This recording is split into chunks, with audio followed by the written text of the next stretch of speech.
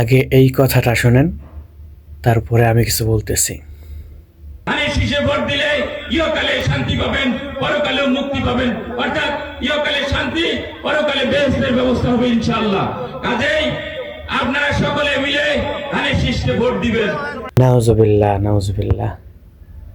দেখেন, মানে রাজনীতি করতে করতে ওদের মাথায় গু উঠে গেছে, এখন আল্লাহর সাথে শিরকি করতেছে। বলতেছে ধানের শীষে ভোট দিলে এই দুনিয়ায় শান্তি আর পরকালে জান্নাতের ব্যবস্থা করে দেবে। এই মুনাফিকের দলকে যারা ভোট দেবেন, একটু বুঝে শুনে ভোট দিয়েন। আপনাদের মূল্যবান ভোটটা একটু বুঝে শুনে দিয়েন। মুনাফিকি দল, যার মালিক আল্লাহ, সের ঘোষণাও ও নিজেই দিয়ে দিতেছে। নাউজুবিল্লাহ।